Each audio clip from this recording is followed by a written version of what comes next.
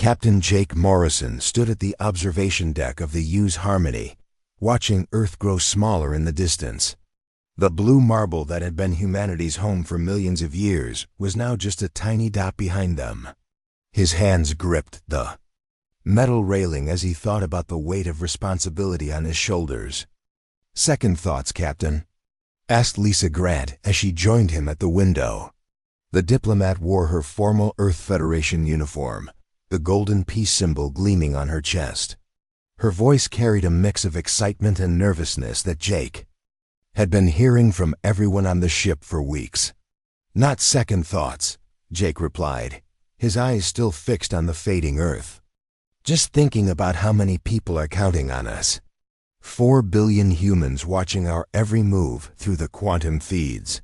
This is the biggest moment in human history." Lisa nodded and placed a gentle hand on his arm. "We trained for this, Jake.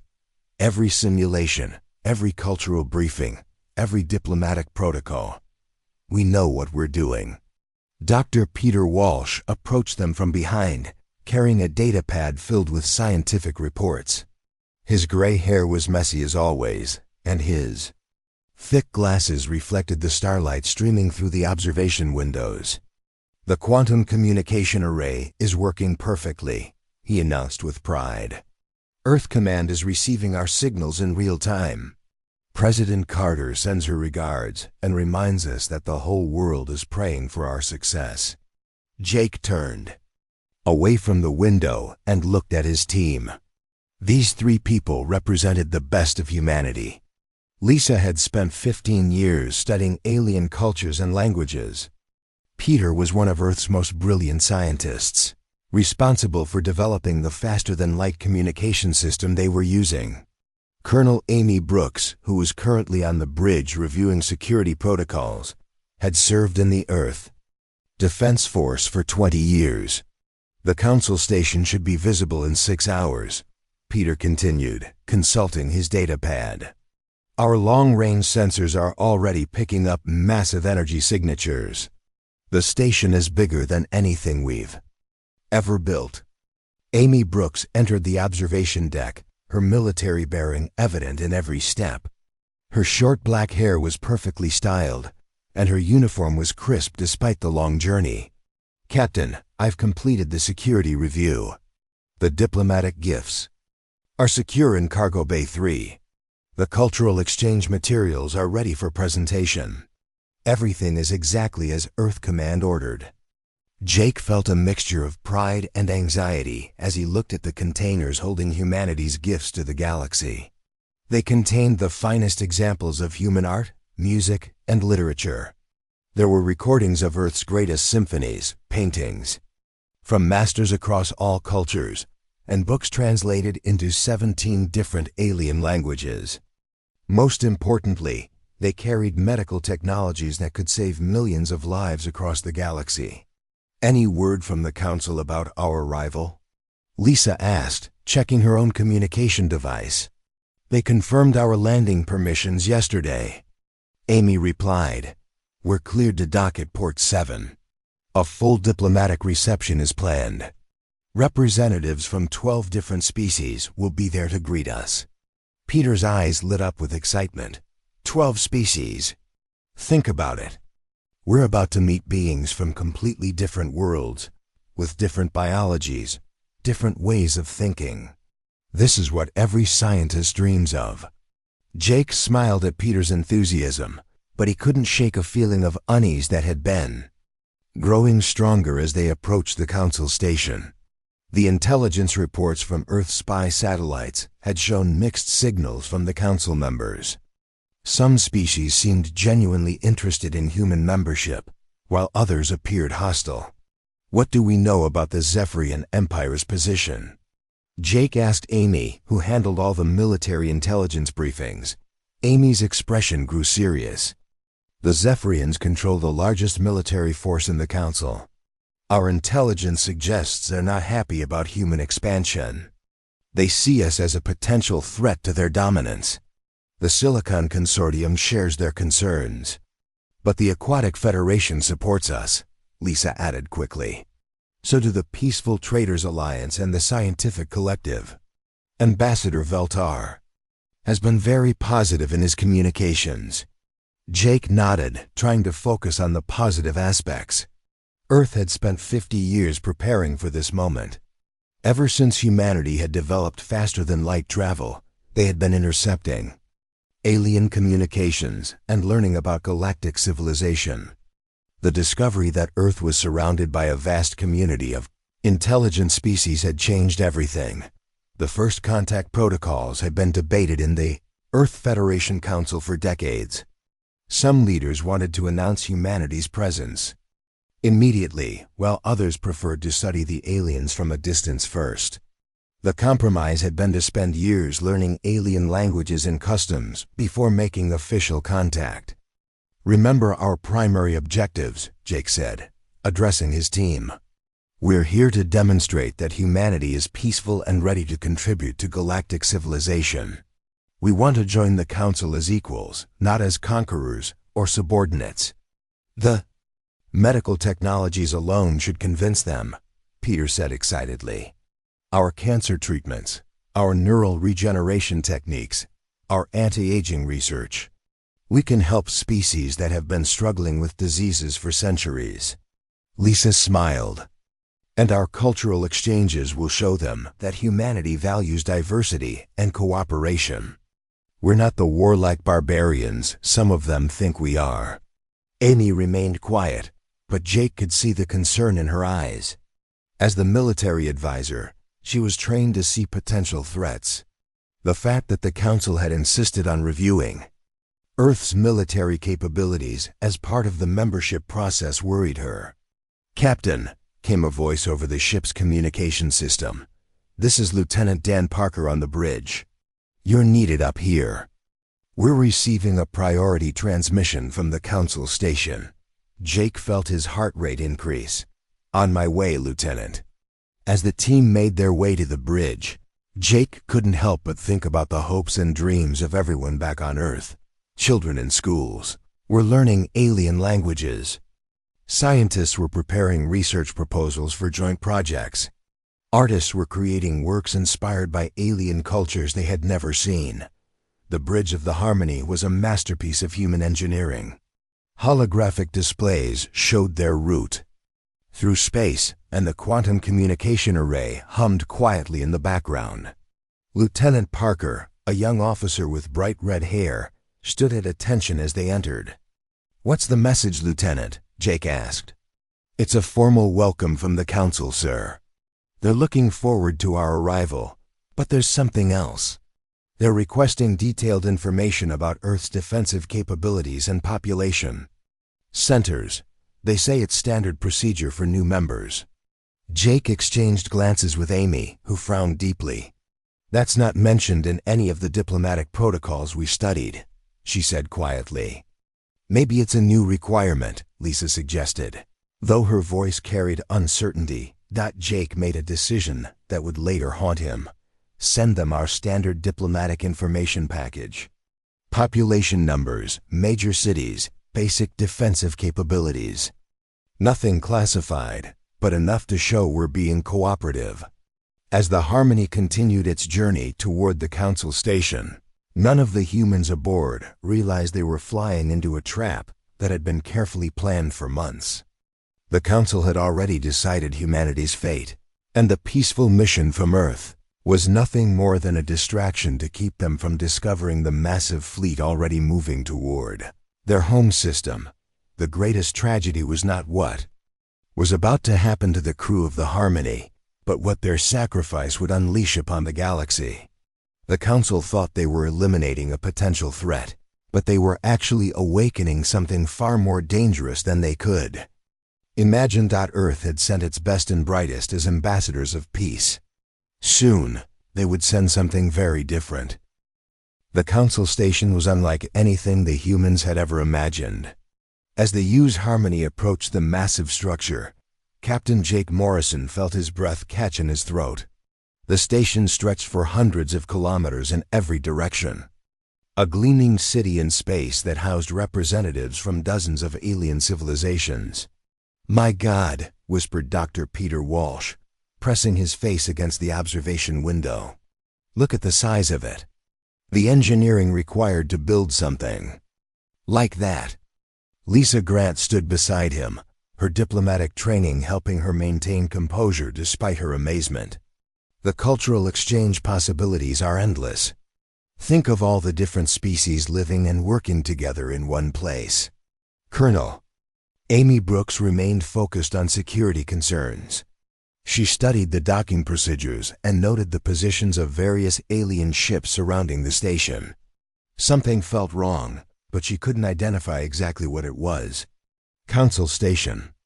Control is guiding us to docking port 7, reported Lieutenant Dan Parker from the bridge. "They're sending a full honor guard to meet us." As the Harmony settled into its assigned berth, Jake felt the weight of history on his shoulders. Through the docking port windows, he could see alien beings gathering to witness humanity's arrival. Some looked humanoid, while others were completely unlike anything from Earth. The first to greet them was Ambassador Veltar of the Aquatic Federation.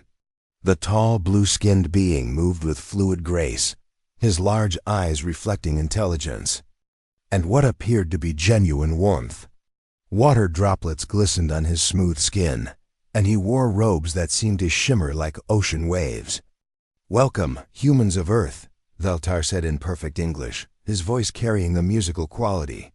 "We have waited long to meet your species face to face. Your communications have shown great promise." Jake stepped forward and offered the traditional Earth greeting gesture, extending his hand.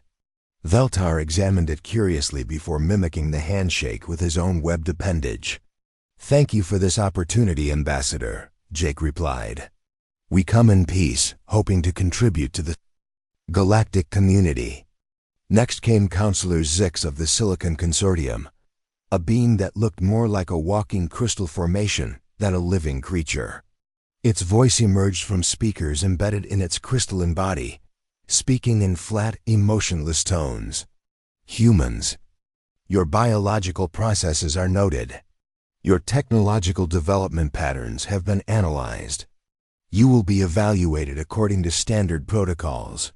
The formal reception took place in the station's Great Hall, a vast space with a transparent dome showing the stars beyond. Representatives from 12 different species attended, each stranger than the last. There were the insect-like hive speakers, the energy beings called the Luminous Ones, and the plant-based Verdant Collective. Lisa took the lead in the cultural presentations, her years of preparation evident in her confident manner. She spoke about Earth's history, its diverse cultures, and humanity's desire for peaceful cooperation. The audience listened with varying degrees of attention, some species seeming genuinely interested while others appeared bored or even hostile. Dr. Walsh presented humanity's scientific achievements, focusing on medical breakthroughs and environmental restoration technologies. His enthusiasm was infectious as he described how human medicine could help species suffering from genetic diseases and how Earth's terraforming research could restore damaged worlds. "We've developed treatments for cellular degradation that could extend lifespans across species," Peter explained, his hands gesturing excitedly. "Our neural regeneration techniques could help beings recover from brain injuries previously thought permanent." Some of the alien representatives showed clear interest in these technologies. The Verdant Collective's representative, a tall being, covered in bark-like skin, leaned forward when Peter discussed ecosystem restoration. The Peaceful Traders Alliance delegate, a furry creature with large eyes, seemed fascinated by the medical applications. But Jake noticed that the most powerful species remained cold and distant. The Zephyrian representative, General Caxver, sat motionless throughout the presentations. His reptilian features showed no emotion, and his yellow eyes seemed to be studying the humans rather than listening to their words. The formal sessions continued for 3 days. Each morning, the human delegation would present different aspects of their civilization, and each afternoon they would participate in cultural exchange activities. Lisa learned traditional aquatic Federation songs, while Peter engaged in scientific discussions with researchers from various species. On the fourth day, everything changed. Jake was reviewing reports in his assigned quarters when Amy burst through the door, her face pale with worry. "Captain, we have a problem," she said, her voice tight with tension. "I've been monitoring the station's communication networks. There's something you need to hear." She activated a small recording device that she had hidden in her uniform. The voices that emerged were speaking in the guttural language of the Zephyrian Empire, but the translation software provided subtitles. "The human fleet positions have been confirmed," said one voice. "Their home system defenses are weaker than anticipated. The cleansing operation can proceed as planned." "Excellent," replied another voice, one that Jake recognized as General Caxver. "How long until the combined fleet reaches their solar system?" 16 standard cycles, General. "The humans will be eliminated before they can spread their contamination to other systems." Jake felt his blood turn to ice. "Amy, are you certain this is accurate?"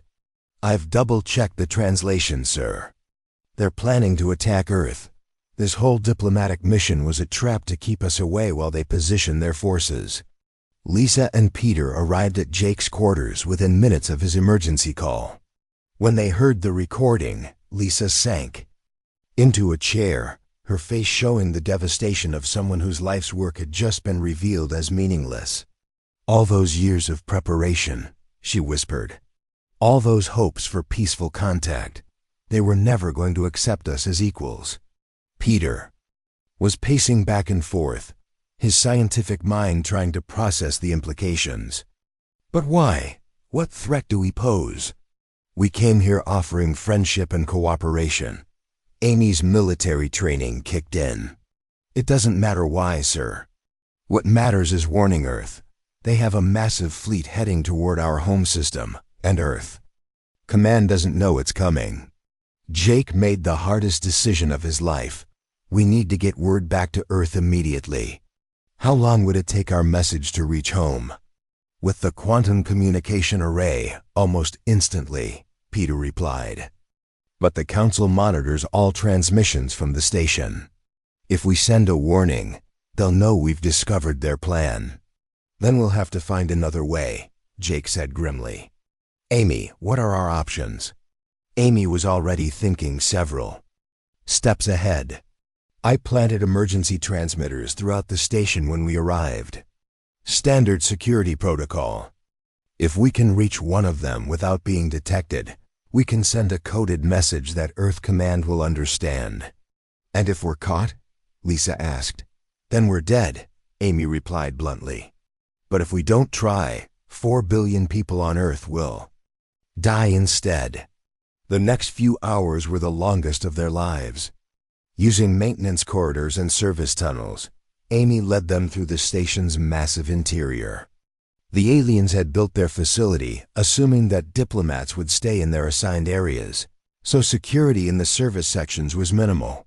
They reached the first transmitter location, hidden behind a power distribution panel. Amy worked quickly to activate the device while the others kept watch. "Message sent," she whispered, "but I don't know if it got through. The Council's jamming systems are sophisticated." As they made their way back to their quarters, Jake couldn't help but think about the irony of their situation. Humanity had sent its most peaceful representatives to make contact with alien civilization, only to discover that those aliens were planning genocide. The trap was closing around them, but Jake was determined that their sacrifice would not be in vain. Earth needed to know what was coming, and somehow he would make sure that message got through. What none of them realized was that their warning would reach Earth just in time to activate protocols that would change the balance of power in the galaxy forever. The Council thought they were eliminating a weak species, but they were about to learn that humanity's greatest strength had always been its ability to adapt and survive against impossible odds. The peaceful mission from Earth was about to become the catalyst for something much darker and more dangerous than the Council could ever imagine. The alarms began at dawn on the fifth day. Captain Jake Morrison woke to the sound of security alerts echoing through the station corridors. Red lights flashed outside his quarters, and the artificial gravity seemed to fluctuate slightly. He knew immediately that their secret mission had been discovered. Amy Brooks was already at his door, her face grim. "They found the transmitter, Captain. Council security forces are moving through the station, searching for us." Lisa Grant and Dr. Peter Walsh arrived seconds later, both looking frightened but determined. Peter clutched a small device in his hands, something he had been working on in secret. "Did our message get through?" Jake asked urgently. "I don't know," Amy replied. "The quantum burst lasted only 3 seconds before they cut the power. It might have been enough, or it might have been blocked completely." Heavy footsteps echoed in the corridor outside. The aliens were getting closer, and there was nowhere to hide. Jake made a decision that would haunt him for the rest of his very short life. "We need to split up," he said quietly. "If they catch us all together, we have no chance of getting another message to Earth." Peter stepped forward, his face pale but his voice steady. "I can create a distraction. This device I've been building can overload the station's power grid. It won't cause permanent damage, but it will give you time to reach the emergency transmitter." "In Section 7, Peter, no," Lisa whispered. "There has to be another way." The old scientist smiled at her with genuine affection. "My dear, I've lived a good life. I've seen things no human has ever seen before. If my death can save Earth, then it's a worthy trade." The footsteps were getting louder. Jake could hear alien voices speaking in harsh, guttural tones. The Council's security forces were systematic in their search, checking every room methodically. "Go," Peter said firmly. "Take the maintenance shaft behind the air recycling unit. It leads directly to Section 7. I'll give you 10 minutes. Jake wanted to argue, but there was no time. Amy was already moving toward the maintenance shaft, her military training taking over. Lisa hesitated for a moment, then kissed Peter's cheek gently. "Thank you," she whispered. "Tell them about us," Peter replied. "Tell them we tried to do the right thing."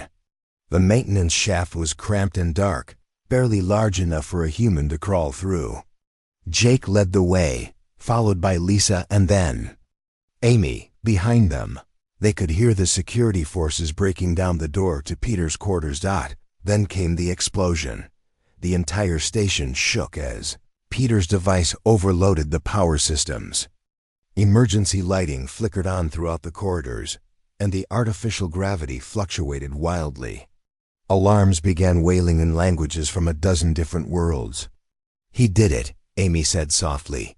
"The crazy old man actually did it."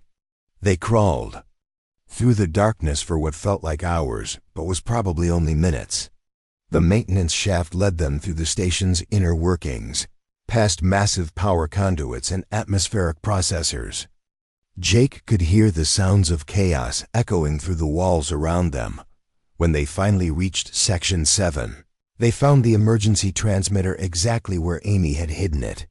But they also found that they were not alone. General Kexver of the Zephyrian Empire stood waiting for them, along with a squad of heavily armed soldiers.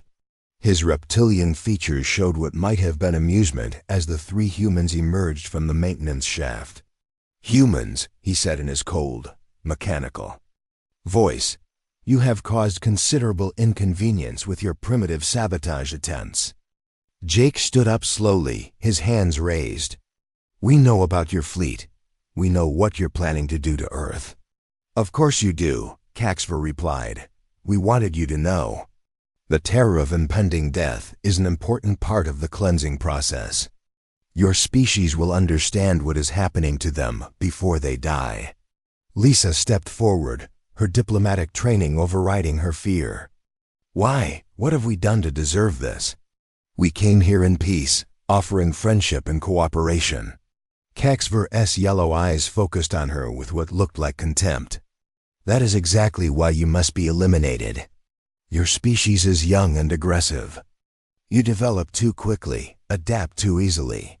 In a few hundred years, you would be a threat to the established order. So you're going to commit genocide because we might become competition? Amy said, her voice full of disgust. We are protecting galactic civilization, Caxfer replied. The Council has maintained peace for over 1,000 years by eliminating threats before they become unmanageable. Your species would have disrupted that peace. Jake felt a cold fury building inside him. You're not protecting anything. You're just afraid of change. Fear is a survival mechanism, Caxfer said, and we have survived by being cautious. Your species has not. The general gestured to his soldiers, who began setting up what looked like a recording device. You will have the honor of broadcasting a message to your homeworld. You will explain that humanity brought this fate upon itself through its aggressive expansion and refusal to accept its proper place in the galaxy. We'll never do that, Lisa said firmly. Oh, but you will, Caxfer replied. We have studied your species extensively. You value individual lives above abstract principles. When we begin removing pieces of your companions, you will say whatever we require. Amy moved slightly, positioning herself between the aliens and the transmitter. Jake realized she was planning something desperate. There's something you should know about humans, Amy said quietly. We don't just value individual lives. We value the idea that some things are worth dying for. She lunged toward the transmitter, her hands flying over the controls. The Zephyrian soldiers fired immediately, but Amy had already activated the device. Her last act was to send a final message to Earth, a simple code that would tell Earth Command everything they needed to know. Damocles. Protocol authorized, she whispered with her dying breath. Caxver stared at the transmitter in confusion. What is this Damocles protocol? Jake smiled grimly, even as the alien soldiers pointed their weapons at him. You're about to find out, General. You wanted to eliminate humanity because you were afraid of what we might become. You should have been afraid of what we already are. Lisa took his hand as the soldiers prepared to fire. Do you think the message got through? I'm sure of it, Jake replied. Amy was the best communications officer in the Earth Fleet. If anyone could get a message through your jamming systems, it was her. Caxver ordered his soldiers to wait. Explain this protocol, human. No, Jake said simply. You'll understand soon enough. Your fleet is already moving toward Earth, isn't it? How long until they arrive? 6 of your standard days, Caxver replied automatically, then seemed to regret giving that information. Perfect, Jake said. Just enough time for Earth to prepare. A proper welcome. The truth was, Jake had no idea what the Damocles protocol involved. It was classified far above his security level. But he had heard whispers about secret projects, hidden installations, and weapons that violated several interstellar treaties. If such things existed, Amy's message would have activated them. Caxver was clearly becoming concerned. Your planet has no significant military forces. Our intelligence shows only a small defensive fleet and primitive weapon systems. Your intelligence is about to be proven very wrong, Lisa said quietly. The general made a decision that would haunt him for the rest of his life. Instead of killing the humans immediately, he decided to keep them alive to see Earth's destruction. He wanted to witness their despair when they realized their homeworld was gone. You will watch your species die, he told them. And then you will understand the futility of resisting the Council's will. Jake and Lisa were taken to a holding cell deep within the station. Through the transparent walls, they could see the vast expanse of space and the distant stars that included their sun. Somewhere out there, a massive alien fleet was approaching Earth, confident in their overwhelming superiority. But they had made a critical mistake. They had given humanity time to prepare, and they had underestimated what humans were capable. of when their survival was at stake. The sacrifice of Peter Walsh and Amy Brooks would not be in vain. Their deaths had bought Earth the warning it needed, and their final message had activated protocols that would change the balance of power in the galaxy forever. The aliens thought they were eliminating a weak species before it could become a threat. They were about to learn that humanity had been a threat all along, and they had just given it a reason to stop hiding that fact. The real war was about to begin. The Council fleet dropped out of hyperspace at the edge of Earth's solar system like a plague of metal locusts. Admiral Kethver of the Zephyrian Empire stood on the bridge of his flagship, the Destroyer of Worlds, and smiled at the sight of the small blue planet in the distance. "Pathetic," he muttered, studying the tactical displays. "Their entire defensive fleet consists of barely 300 ships. We brought over 2,000. The fleet was massive, representing the combined military might of 6 different species. Zephyrian battleships floated alongside the geometric vessels of the Silicon Consortium. The living ships of the Hive Speakers pulsed with organic weapon systems, while the energy beings known as the Luminous Ones powered massive plasma cannons. "Begin the approach," Kethver ordered. "Standard cleansing formation.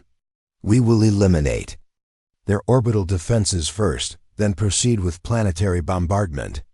The human ships that came out to meet them were laughably small by comparison. Earth's defensive fleet had been built for exploration and minor conflicts, not for fighting a war against the galaxy's most powerful military forces. The alien commanders watched with amusement as the tiny human vessels formed up in defensive positions. "They're actually going to fight us," laughed Commander Zix of the Silicon Consortium. "These primitives think their toy ships can stand against our armada."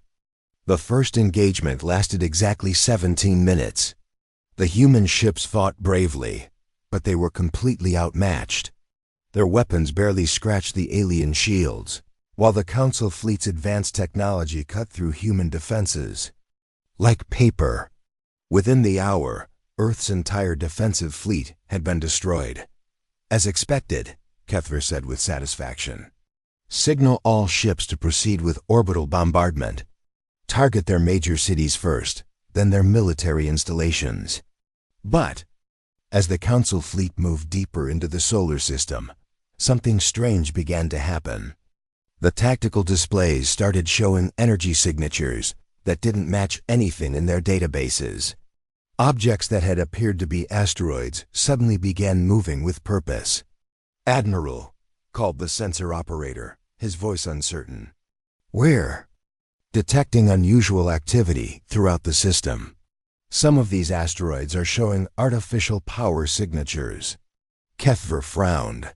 "Impossible. Our intelligence reports showed no significant military installations beyond their main planet." That was when the first human installation revealed itself.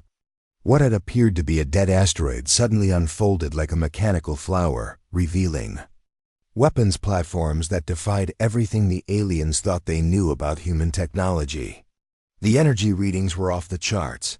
All ships, evasive maneuvers. Cuthver shouted, but it was too late. The asteroid-based weapon fired a beam of pure energy that cut through 3 Zephyrian battleships like they were made of paper. The ships didn't just explode, they simply ceased to exist, their atoms scattered across space. What was that? Commander Zix demanded over the communication channel. "That weapon technology is impossible. The energy requirements alone should be beyond their capabilities." More installations began revealing themselves throughout the solar system. Hidden bases on moons emerged from beneath artificial surfaces. Weapon platforms rose from the depths of gas giants. Most terrifying of all, ships began appearing from nowhere, dropping out of some kind of stealth technology that the Council had never encountered. General Chris Manning sat in the command center, buried deep beneath the Rocky Mountains, watching the tactical displays with grim satisfaction. He had spent 20 years preparing for this moment, building weapons and installations that violated every treaty Earth had ever been asked to sign. Phase 1 is complete, he reported to President Helen Carter. The alien fleet is engaged with our outer defenses. They're starting to realize they walked into a trap. Casualties? The president asked. Minimal on our side. We've lost some automated platforms, but no human personnel yet. The aliens have lost over 100 ships in the first engagement. President Carter nodded grimly. Activate Phase 2. Show them what happens when they threaten our children. In space, the Council fleet was beginning to panic. Ships that had seemed invincible were being destroyed by weapons that shouldn't exist. The humans were using technology that appeared to bend the laws of physics, beams that ignored shields, projectiles that moved faster than light, and defensive systems that seemed to predict attacks before they happened. How is this possible? Kethver demanded. Our intelligence said they were a primitive species with basic technology. Dr. Susan Blake's voice echoed across all communication channels, broadcast from Earth's most powerful transmitters. Her words were calm and precise, but carried a menace that chilled the alien commanders to their cores. You made a mistake, she said. You assumed that because we asked to join your council, we were weak. You thought that because we offered peace, we were defenseless. You were wrong on both counts. The message continued as more human weapons revealed themselves. We have been listening to your communications for over 50 years. We know the location of every world in your territory. We know your military strengths and weaknesses. We know how to kill every single one of your species. A new type of human ship appeared on the tactical displays, emerging from what appeared to be empty space. These vessels were larger than anything Earth was supposed to possess, and their design was unlike anything the aliens had ever seen. We didn't want to join your council because we needed your protection. Dr. Blake's voice continued. We wanted to join because we hoped you might be worthy of ours. You have proven that you are not.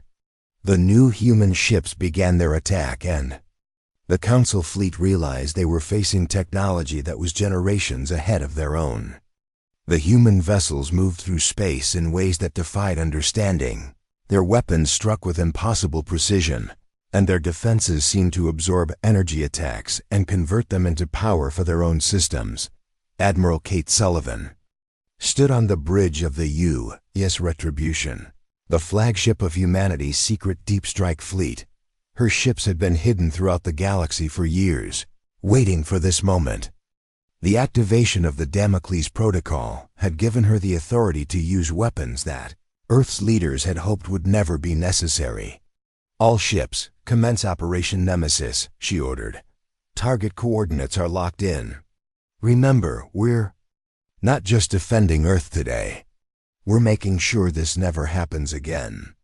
Across the galaxy, human ships emerged from hiding places that had been prepared decades in advance. They struck at council worlds with surgical precision, targeting military installations and government centers. Each attack was tailored to exploit the specific weaknesses of the species being targeted. The Zephyrian homeworld's atmospheric processors were turned against the population, creating storms that would last for decades. The Silicon Consortium's networked cities experienced cascading system failures that shut down their entire civilization. The Hive speakers found their collective consciousness disrupted by jamming signals that drove their drones insane. Back in Earth's solar system, the once mighty Council fleet was being systematically destroyed. The aliens had brought 2,000 ships expecting to face 300. Instead, they found themselves outnumbered and outgunned by an enemy they had completely underestimated. Retreat, Kethver finally ordered, his voice breaking with desperation. All ships, jump to hyperspace immediately. But the humans had prepared for that too. Some kind of field generator was preventing hyperspace jumps throughout the system. The Council fleet was trapped, and the human ships were closing in from all directions. Please, Kethver broadcast on all frequencies. We surrender. We didn't know. We were following orders. Kate Sullivan's voice came back cold and emotionless. You came here to commit genocide. You destroyed our peace mission. You killed our diplomats. There is no surrender for species that prey on the innocent. The last council ship was destroyed within 6 hours of the fleet's arrival. Not a single alien vessel escaped to carry word of what had happened. The mighty armada that had been sent to eliminate humanity had been completely annihilated. On the council station, General Caxver watched the tactical reports with growing horror. His unbeatable fleet had been destroyed utterly, and now human. Ships were appearing throughout council space, striking at targets with impossible precision. This is not possible, he whispered. They were supposed to be weak. They were supposed to be helpless. Jake Morrison looked at him through the bars of their cell, his face showing no emotion. We tried to be your friends, General. We offered you our best, and you tried to kill us for it. Now you get to see what our worst looks like. Your species will be hunted down and destroyed for this, Caxver said desperately. The Council will never allow such aggression to go unpunished. Lisa Grant laughed bitterly. What Council? Your fleets are being destroyed across the galaxy. Your homeworlds are under attack. By tomorrow, there won't be a Council left to threaten anyone. As if to emphasize her point, explosions began echoing through the station. Human ships had arrived to complete their mission, and the age of the Galactic Council was coming to an end. The aliens had wanted to eliminate humanity before it could become a threat. Instead, they had awakened something that would reshape the galaxy in ways they could never have imagined. 6 months after the destruction of the Council fleet, the galaxy was a very different place. President Helen Carter stood in what had once been the Council's main assembly hall, now converted into the headquarters of the human hegemony. The massive chamber still bore scorch marks from the battle that had ended the old order, but new banners displaying Earth's united flag now hung where the Council's symbols had once been displayed. Status report, she said to General Chris Manning, who approached carrying a datapad filled with updates from across the galaxy. The last of the Zephyrian resistance was eliminated yesterday, Manning reported. Their homeworld has surrendered unconditionally. The Silicon Consortium ceased all hostile activities 3 weeks ago. The remaining Council species are requesting terms for formal surrender. Carter nodded grimly. The war that had begun with the Council's attempt to destroy humanity had lasted only 6 months, but it had reshaped galactic civilization completely. What the aliens had feared might happen in centuries had occurred in less than a year. Admiral Kate Sullivan entered the chamber, her uniform bearing new insignia that marked her as the supreme commander of human forces throughout the galaxy. Her face showed the strain of months of constant warfare, but also the satisfaction of a job completed successfully. The final phase is complete, Madam President, she reported. Human forces now control all major shipping lanes, communication networks, and resource centers. No hostile fleet movements are possible without our permission. And our losses? Carter asked. Surprisingly light, Sullivan replied. Our advanced technology and superior intelligence gave us overwhelming advantages. Total human casualties are under 10,000 across all theaters of operation. The numbers were staggering in their disproportion. The mighty Galactic Council, representing dozens of species and controlling thousands of worlds, had been brought to its knees by a single species that they had dismissed as primitive. The Council's fleets numbered in the hundreds of thousands of ships, yet they had been systematically destroyed by human forces that seemed to appear from nowhere. Dr. Susan Blake joined the meeting, carrying reports from the research teams that had been studying captured alien technology. Her work had been crucial to the war effort, as her biological and technological analyses had provided the specific targeting information needed to cripple each species effectively. The interrogation of captured Council leaders is complete, she announced.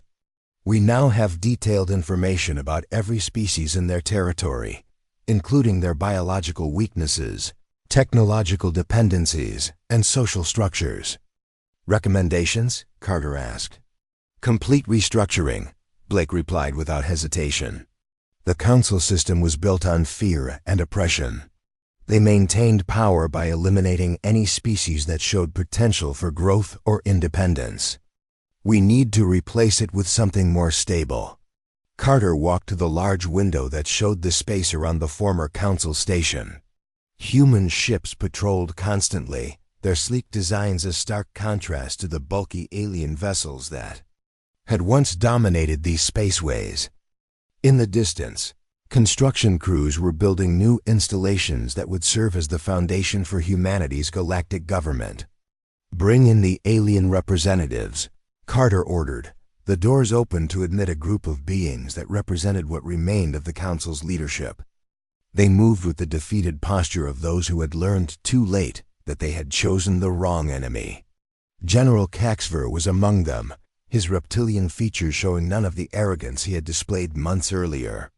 You requested this meeting, Carter said, her voice carrying the authority of someone who now controlled the fate of billions of beings across the galaxy.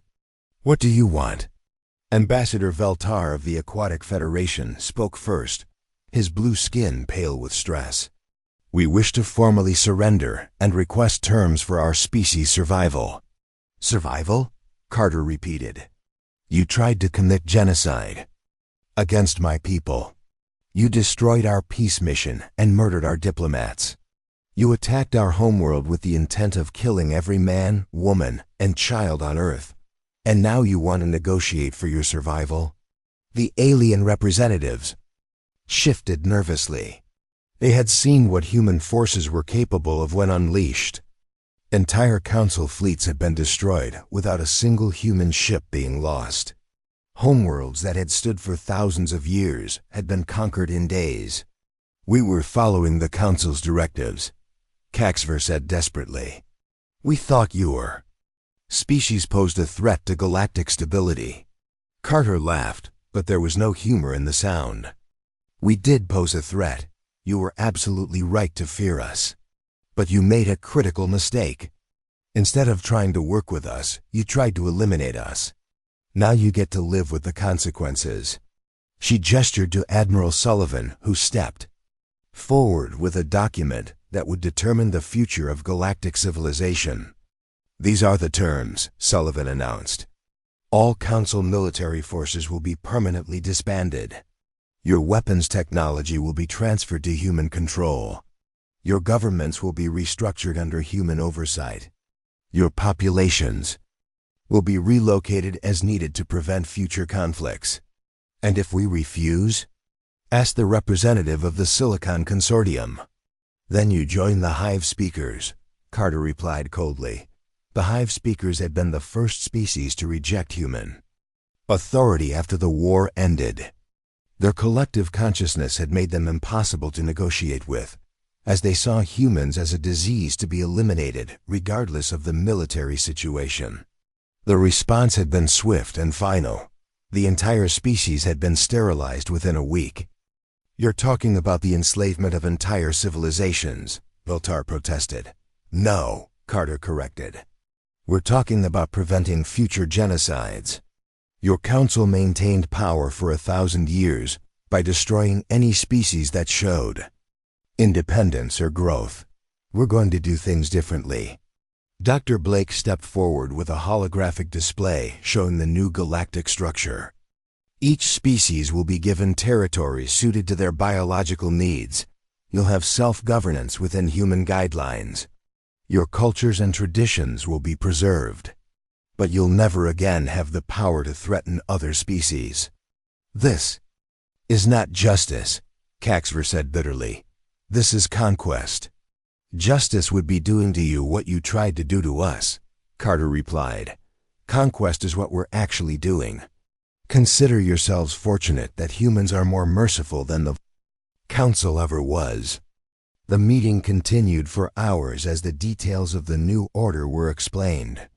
The galaxy would be divided into sectors under human control. Each species would be assigned territories based on their needs and their level of cooperation during the transition. Trade and communication would be regulated to prevent the formation of new military alliances. Most importantly, humanity would control all advanced military technology. No species would ever again possess the means to threaten the existence of another. As the alien representatives were escorted away to sign the formal surrender documents, Carter remained in the chamber with her closest advisors. "Any regrets?" Manning asked. Carter considered the question carefully. "About the war? No, they forced this choice on us. About the outcome? Sometimes. We came to the stars hoping to find friends and equals. Instead, we found predators who saw kindness as weakness. The galaxy is safer now," Sullivan pointed out. "No more genocide fleets. No more council death squads eliminating promising species. Every world under our protection can develop in peace." "At the cost of their freedom," Blake added quietly. "Freedom to do what?" Carter asked. "To build fleets and attack their neighbors? To repeat the council's mistakes? Sometimes protection requires control." 3 years later, Jake Morrison and Lisa Grant stood in the memorial garden that had been built on the site where the council station's Great Hall had once been. They were among the few survivors of the peace mission, having been rescued when human forces captured the station. The garden contained monuments to all the species that had been destroyed by the council over the centuries, as well as memorials to the humans who had died in the war. At the center stood a statue of Dr. Peter Walsh and Colonel Amy Brooks, the 2 crew members whose sacrifice had made humanity's victory possible. "Do you think we did the right thing?" Lisa asked, reading the inscription on their friend's memorial. Jake considered the question as he looked out at the peaceful scene around them. Ships from dozens of different species moved through the space lanes under human protection.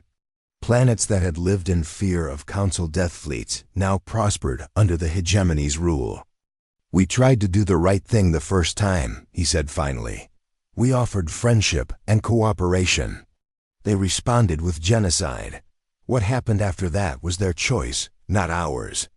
But now we're the ones they fear," Lisa pointed out. "Yes," Jake agreed, "but they're alive to fear us. That's more than the council would have given them if their positions were reversed." As they walked through the garden, neither of them mentioned the reports they had both read about human expansion beyond the former council territory. New fleets were being built, new weapons developed, new territories claimed. The galaxy had learned to fear humanity, but fear was not the same as respect, and humanity was still growing. The council had been right about one thing: humans were dangerous. They had just been wrong about everything else. Now the galaxy would live under human rule, and future generations would learn that sometimes the greatest threat came not from those who sought to conquer, but from those who had simply wanted to be left in peace. The age of the Galactic Council was over. The age of humanity had begun.